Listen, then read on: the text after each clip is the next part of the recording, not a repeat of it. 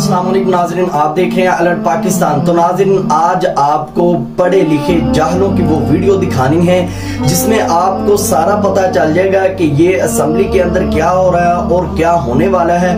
और ये वही बात दोहराई गई है वापस जब इन पुलिस वालों ने तहरीके लब्बैक या रसूलुल्लाह सल्लल्लाहु अलैहि वसल्लम के कारकुनों पर उस यहूदी के कहने पर इतना जुल्म और तशद्दुद किया और कारकुनों को शहीद किया, जख्मी किया। वही नाज़रीन आपको वीडियो दिखानी है। आज वो वक्त वापस आ गया है। ये मकाफाती अमल है, जिस तरह करोगे उसी तरह होगा। आज जो हमारे कायदीन कहते थे, बाबा जी कहा करते थे कि आप सबको अल्लाह पाक ने अकेला अकेला करके मारना है, तो वही बात दोहराई जा रही है। नवाज शरीफ जलील हुआ और उसके बाद इमरान खान जलील हुआ। अब जो है पुलिस की बारी आ चुकी है। पुलिस भी उसी तरह ही जलील हो रही है। जिस तरह पुलिस ने तहरीके लब्बैक के कारकुनों पर वो जहरीला पानी फेंका, वो गोलियां चलाई, शेलिंग की और तरह तरह के आंसू गैस छोड़े, हर किस्म का इन्होंने हरबा इस्तेमाल किया तहरीके लब्बैक के कारकुनों पर।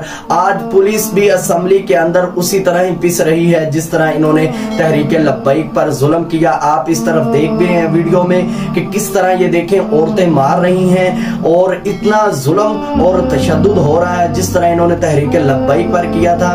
मैं ये नहीं कहूंगा कि इन पर जुल्म होना चाहिए, हालांकि ये बात गलत है। लोगों को नहीं मारना चाहिए, पुलिस वालों को, क्योंकि पुलिस वाले भी हमारे भाई हैं।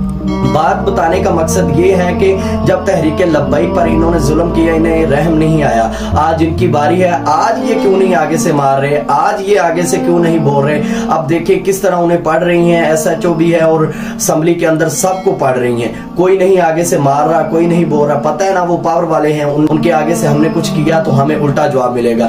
तो आप मुझे नाज़रीन कमेंट में बताएं कि ये हमारे पाकिस्तान की पुलिस है, ये हमारे पाकिस्तान के जो कानून के मुताबिक चल रहा है। गरीब बंदे पे जुल्म किया जाए और जब अमीर हाथ उठाए तो फिर पुलिस हाथ बांध के खड़ी हो जाए, कोई कुछ करे ना।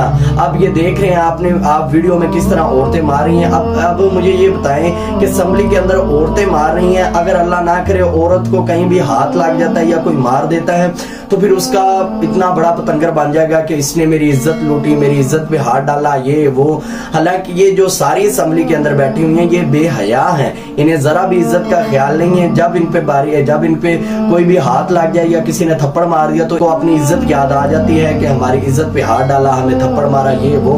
अब किस तरह पुलिस वालों को मार रही हैं, अब इन्हें शर्म नहीं आ रही, अब कोई कुछ कहने वाला नहीं है। ये पढ़े लिखे जाहिल और अनपढ़ हैं जिन्हें कोई अकल नहीं है, पता ही नहीं है, इन्हें दुनिया का पता नहीं है। अब मैं कहना चाहता हूँ कि आप लोगों को दुनिया का नहीं पता, जो आप पढ़े लिखे होके और इतनी बुरी तरह असेंबली के अंदर इस तरह की हरकत कर रहे हैं।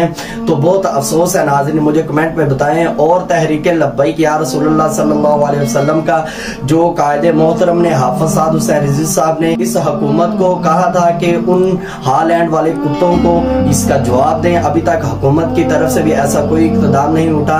अल्लामा डॉक्टर शफीक अमीनी साहब ने ये कह दिया है कि अगर हुकूमत फिलफौर इसके बारे में एक्शन नहीं लेती तो इंशाल्लाह अगला लाए अमल हम जल्दी पेश करेंगे। तो हुकूमत को चाहिए उन काफरों को जल्दी इसका जवाब दे, ये बेहतर होगा। वरना तहरीके लब्बैक या रसूलुल्लाह वाले इंशाल्लाह मैदान में निकलेंगे और इन सब काफरों को नेस्तो नाबूद कर देगी। इंशाल्लाह 2023 के इलेक्शन में कामयाब होने वाली है तो तहरीके लब्बैक या रसूलुल्लाह होगी इंशाल्लाह। और अल्लाह के हुक्म से दीन तख्त पर आने वाला है। आप सब इसके लिए भरपूर कोशिश करें और आप सबको अल्लाह पाक सलामत रखे। और हमारे कायदीन हजरत अल्लामा मौलाना हाफिज साद हुसैन रिजवी साहब को भी अल्लाह पाक सलामत रखे। तो दुआ में याद रखिए नाज़रीन और कमेंट में जरूर बताएं इन पढ़े लिखे जाहलों के लिए।